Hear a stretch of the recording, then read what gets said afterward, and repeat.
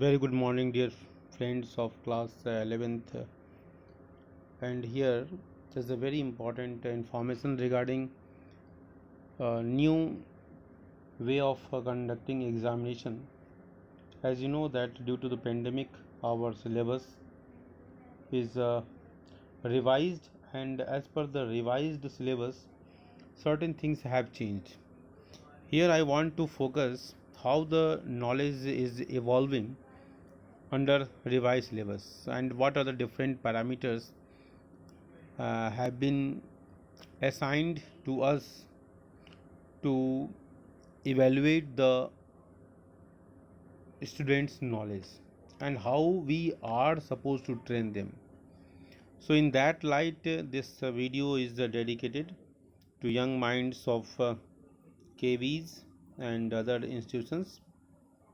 We are passing through a very crucial stage globally or domestically also, and a new education policy has been implemented, not fully but certainly it's a partially it is implemented because of pandemic.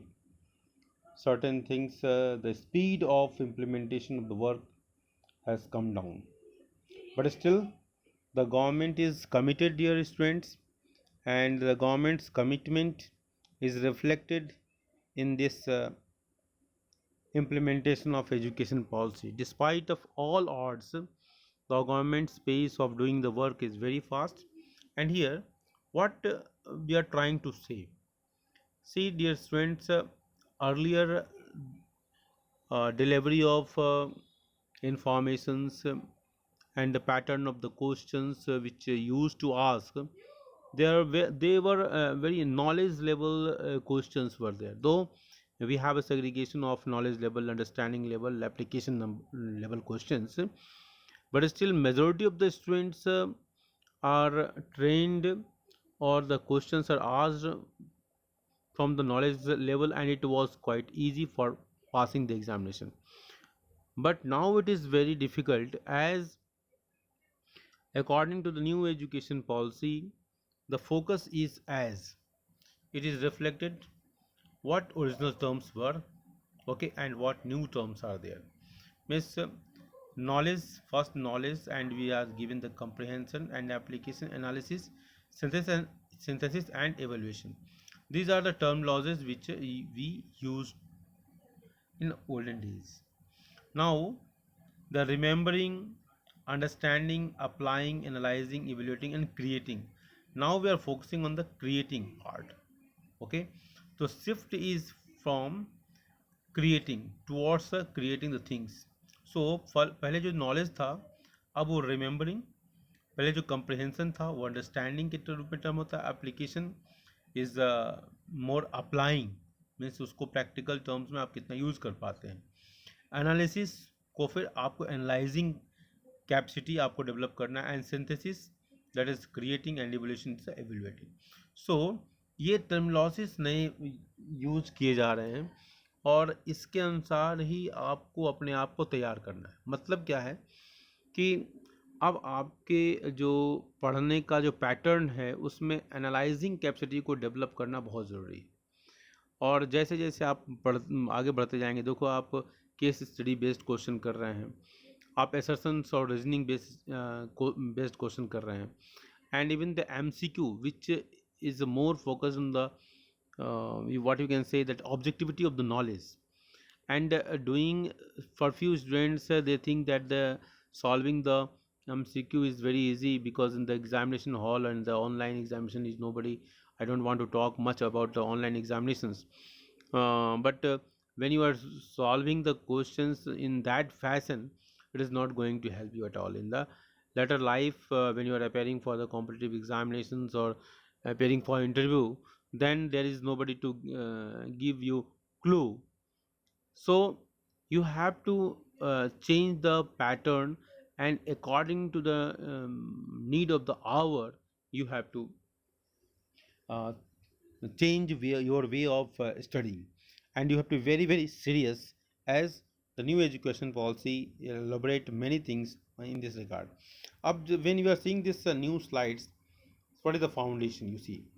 remembering, and what it talks about.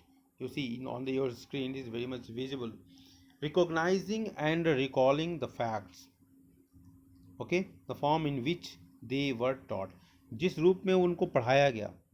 देखो आपके screen पे एक pyramid बनाया गया है, और ये pyramid ये बताता है कि कैसे ये नॉलेज जो है ना, हमारा वर्टिकल डेवलपमेंट होता है।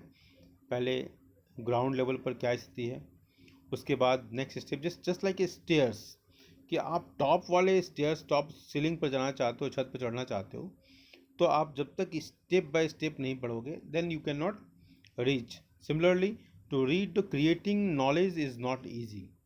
For creating the knowledge, these are the steps which is reflected on your screen: remembering, understanding, applying, analyzing, and evaluating and creating. So these steps you need to follow to become eligible or become able to creating the knowledge. So one by one we will see that what is the remembering. Just now we saw कि remembering is what, reorganizing and recalling facts, the form to which they have taught, मतलब जिस रूप में जिसको पढ़ाया गया उसी रूप में इसको ग्रहण कर लेना। दूसरा हमारा अंडरस्टैंडिंग। अंडरस्टैंडिंग कहता है कि making sense of what you have learned, और building connection between the new knowledge and the prior knowledge.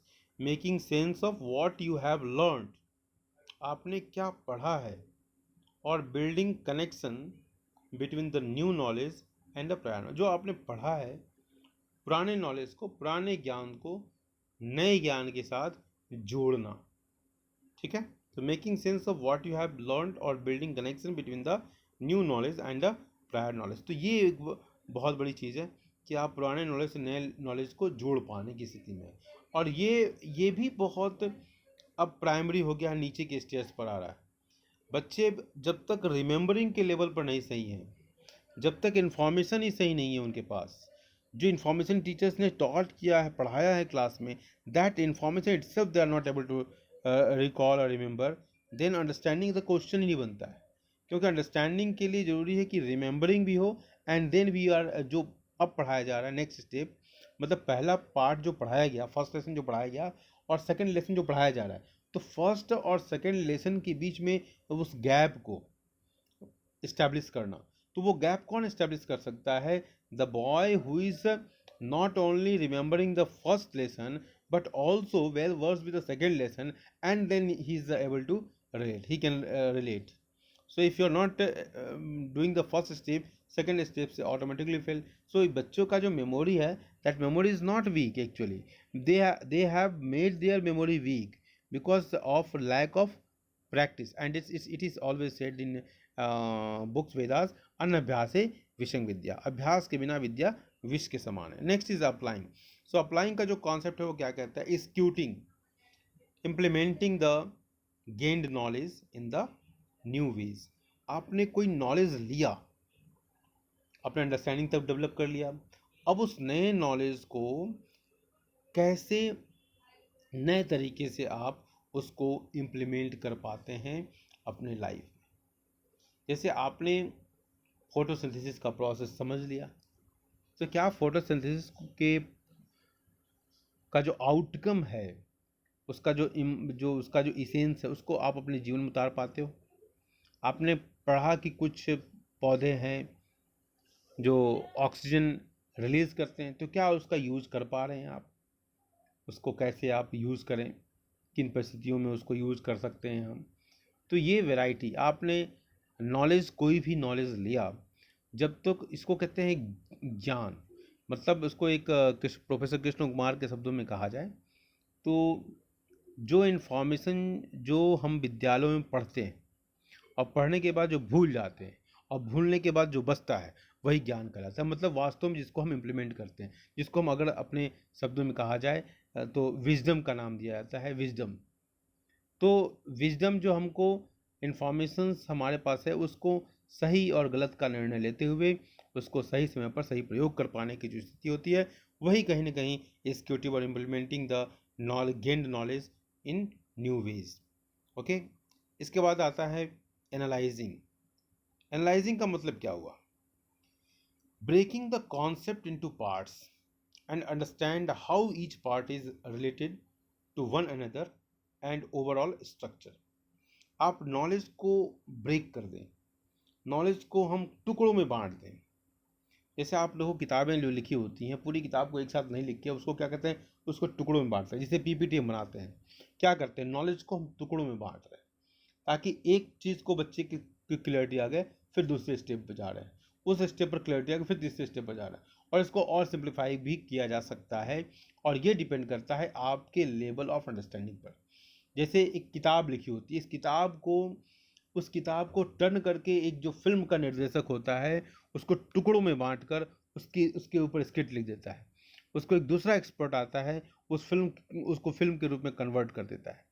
तो ये होता है नॉलेज को बांटना, टुकड़ों में बांटना, जिससे सामने वाले को, लर्नर को आसानी हो जाती है। और ये जो सामान्य पाठक है, जो बिल्कुल ऑर्डिनरी माइंड है, उस ऑर्डिनरी माइंड तक भी अपने आप को, अपनी बात को पहुंचाने की कला, इसी को स्वामी विवेकानंद कहते हैं कि who is a successful teacher, the teacher who is able to come to the level of the students.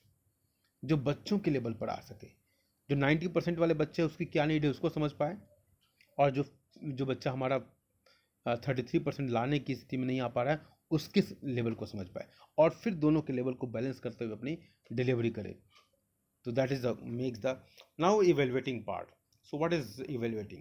Making judgment based on a set of guidance or criteria. अब आपने सब कुछ कर लिया, जितने भी नॉलेज था, अंडरस्टैंडिंग था, एनालाइजिंग था, अप्लाइंग, सब ये सब आपने कर लिया। इसके बाद क्या आता है, judgement based on a set of guidelines और क्राइटेरिया। और इसके बाद आप जजमेंट की स्थिति करने की, आपने सारा मुकदमे की सुनवाई कर ली, आपने क्लाइंट को भी सुन लिया, जो डिफेंस के वकील हैं, प्रोसिक्यूटर, उनको भी सुन लिया आपने, सबको सुन लिया। अब आता है आपके जजमेंट का समय, और जजमेंट के समय में आप वो निर्णय लेते हैं जो जिसकी ज़रूरत है, कि आप उस विक्टिम्स के मनःस्थिति तक जाने का प्रयास करते हैं, आप प्रोसिक्यूटर के मनःस्थिति का जानने का प्रयास करते हैं, जो क्लाइंट है उसके मनःस्थिति को जानने का प्रयास करते हैं, और तब आप निर्णय लेते हैं। उससे बहुत सारे लोग एग्री होंगे, बहुत सारे लोग डिसएग्री भी हो सकते हैं, वो तो बात का विषय। लेकिन आप उन सब की स्थिति को जब जान पाते हैं, और तब अपने विवेक, अपने विजडम का प्रयोग करते हुए आप जजमेंट लेते हैं।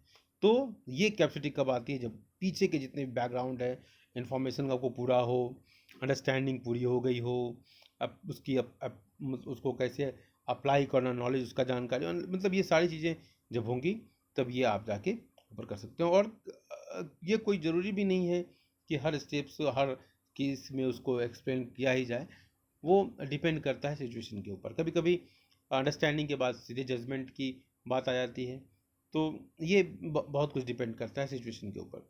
इसके बाद creating, putting information together in an innovative way to create something new. आप उस सारे इन्फॉर्मेशन को एक नए तरीके से प्रस्तुत करके, ठीक है, और नई चीज़ को आप बना देते हैं। तो ये नॉलेज है, उस नॉलेज को आप यूज़ करते हैं और उससे कुछ डिवाइस बना दिया, कुछ नई चीज़ें इनोवेटिव बना दी, ठीक है, और उसको आप प्रेजेंट करते हैं। तो ये अब इस तरह की एक्सपेक्टेशन आपसे और हमसे की जा रही है। तो बच्चों, ये निश्चित रूप से आपके लिए एक बहुत ही चैलेंज का समय है, और जिस तरीके की पढ़ाई अभी तक होती आ रही है, उस पढ़ाई से एक क्वांटम चेंज, एक बहुत बड़ा लीप है, उस पर लीप फॉरवर्ड की पॉलिसी है, ग्रेट लीप फॉरवर्ड कह सकते हैं उसको, जो चाइना ने स्टार्ट किया था। तो ग्रेट लीप फॉरवर्ड की तरह है कि विज़न, मतलब आप 25-50 साल एडवांस विजन रखते हैं। आज चाइना सक्सेसफुल इसलिए है कि चाइना 100 साल एडवांस के बारे में सोचने का प्रयास करता है। हम लोग कभी देश में सत्ता बचाने के लिए संघर्ष करते रहे। अब जब तक आप 20-25-30 साल एडवांस नहीं सोचोगे, तब तक आप चाइना जैसे देशों के साथ काउंटर नहीं कर पाओगे, उनके सामने टिक नहीं पाओगे। आज जिस तरीके से वो वर्ल्ड पावर यूएसए को चैलेंज दे रहा है, इसके लिए ज़रूरी है कि न्यू एजुकेशन पॉलिसी को इम्प्लीमेंट किया जाए। आर्टिफिशियल इंटेलिजेंस से लेकर बहुत सारी चीज़ें, वे ऑफ थिंकिंग, लोगों को राष्ट्र के प्रति समर्पण की भावना, ये सारी चीज़ों को एक साथ बिग पुश करने की ज़रूरत है। तभी हम एक सक्षम और स्वतंत्र और सबसे इंटीग्रेटेड इंडिया की संकल्पना कर सकते हैं। इन्हीं शब्दों के साथ मैं अपनी वाणी को विराम देता हूँ और मुझे उम्मीद है कि आपको मेरी बातें पसंद आई होंगी। अगर कोई सुझाव हो तो निश्चित रूप से आप कमेंट बॉक्स में दें। धन्यवाद।